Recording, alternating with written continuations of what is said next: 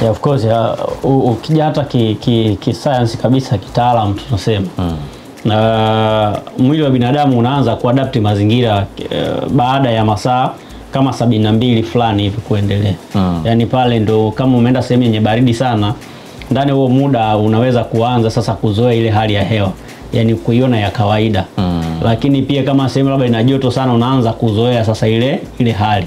Tofauti na siku yako ya kwanza na ya pili, yani bado unaweza kujifeel kuwa kwenye hali ambayo sio, kutokana na hali ya hewa ya eneo ambalo umeenda. Lakini siku ya 3 kuendelea unaanza kuzoea yale mazingira na mambo yanakwenda vizuri. Kwa hiyo kuwahi kwa Simba wamezingatia pia jiografia, kwamba hali ya hewa ya kule na huku ni tofauti.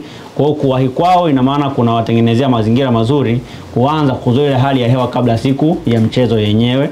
Hiyo ni faida namba 1 ambayo nenda kuipata. Lakini pia kuwahi kule kuna waondolea hofu pia wachezaji. Unajua wachezaji wengi wa Simba hawajui kucheza kwenye hizo hatua za robo finali.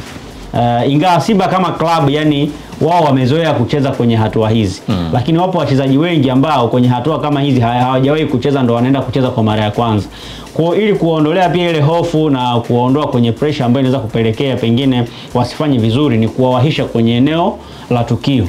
Kwa maana wakiwahi pale, ina maana tayari wanaanza kupata tu ile yani wanaanza kuzoea yale mazingira, hata kwenye macho, utamaduni wa watu. Kama kuna vitu vya kushangaa, kuna siku ya kwanza watashangaa, kuna siku ya pili, siku ya 3 tayari vitu vingi wameshaviona. Kwa hiyo hawezi kushangaa tena, hakuna kitu kingine ambacho wanaweza kukishangaa tena, manake tayari macho yao yanaanza kuzoea yale mazingira ya pale na nini, na mwisho siku wanakuwa comfortable zaidi na mchezo. Hiyo ni faida ya pili ambayo wanaenda kukutana nayo. Ingawa mtu anaweza kaiona kama sio faida kubwa sana, lakini katika hali ya kawaida tu, jichukulie wewe mfano ambao unatutazama sasa hivi. Let's say labda wewe ni mtu wa Dar es Salaam, huje kufika Arusha.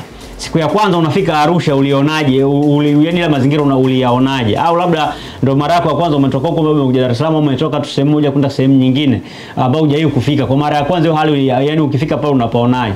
Kuna kamshangao fulani hivi ambako kwanza unakutana nako kwa kufanya comparison baina ya kule ulikotoka na pale ulipo kwa wakati huo. Kwa ile pia inakufanya unakuwa inakuondoa kwenye concentration na tukio ambalo umeliendea. Lakini siku ya kwanza, siku ya pili, siku ya 3 sasa unaweza concentrate na kitu ambacho kimekupeleka pale, kwa sababu tayari umesha adapt yale mazingira. Lakini pia macho yako yameshaanza kuona vitu vingi ambavyo pengine hukuwahi kuviona huko nyuma, ina maana tayari umeshavizoea.